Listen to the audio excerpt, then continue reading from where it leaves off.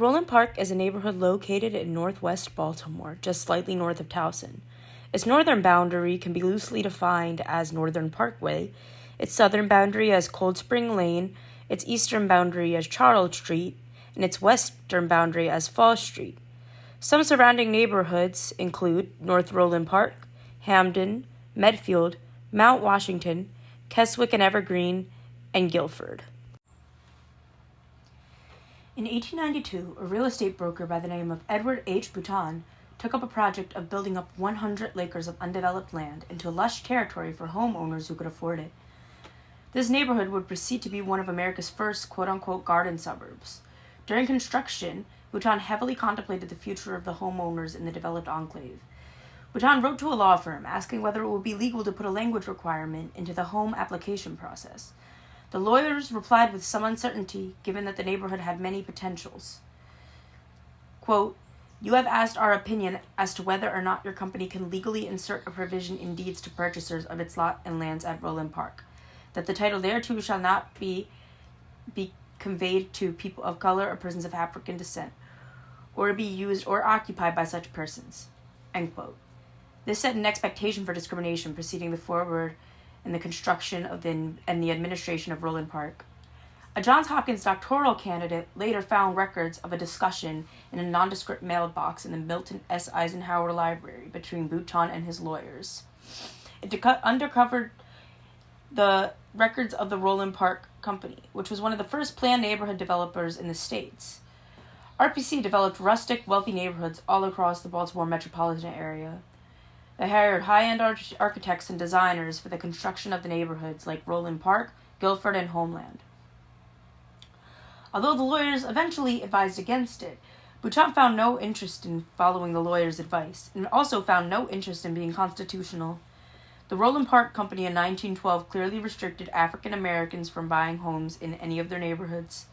In an era of Jim Crow, mass xenophobia, and racism, a company like Roland Park, which pioneered the marketing of a, quote, planned community, under a schemeful and hateful disguise of nature and safety, was thriving. Demography.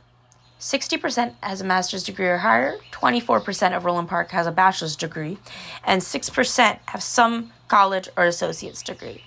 70% of Roland Park is white, 13% is Hispanic, 8% is Asian, and 6% is African American. 52% of Roland Park is male, and 49% is female. 12% of Roland Park is less than 10 years old, 10% is 10 to 17, 7% is 18 to 29, 13% is 25 to 34 years old, 17% is 45 to 54 years old, 11% is 55 to 64 years old, and the largest age bracket is 65 plus, making up 21% of the population. The median household income is $154,414, with 10% making less than $25,000 a year, 5% making $25,000 to $44,000 yearly, 11% making $45,000 to $74,000 yearly, 29% making up $75,000 to $149,000 yearly, and 44% of Roland Park making $150,000 or above yearly. Economy. 75.9% of Roland Park's employees work as high-paying executives, managers, or professionals. Approximately 14.9% of residents work in a secretarial or tech support jobs, and 6.4% are in sales or some sort of service position, with 3.2% working in manufacturing, construction, or labor, and the unemployment rate currently is 7.4%. In history, pre-2008, before the financial and housing crisis, unemployment rates in the Baltimore, Columbia, Towson metropolitan area were around 4 to 5%. In 2008 to 2010, during the financial crisis, unemployment rates rose to 9.2%, and then dropping back down to 4% by December 2016.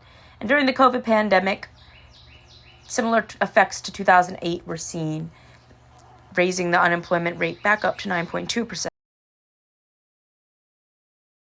Some observed needs of the community include affordable housing, more diversity racially and economically, better transportation, more mental health services, and a more socially inclusive community for the elderly population. Because Roland Park is a wealthy neighborhood, which has a high property value, and this economic homogeneity limits access of lower and middle income families to living in Roland Park. This area is also quite difficult to get around without a car, which can prevent people who don't have cars or can't drive from accessing the area and going in and out of the neighborhood. Putting more public buses and light rails could allow for a more diverse and disability-friendly community.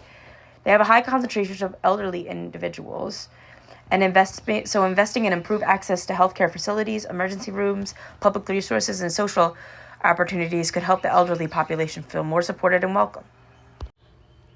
Behind all the glitz and glam, Roland Park has a dark history.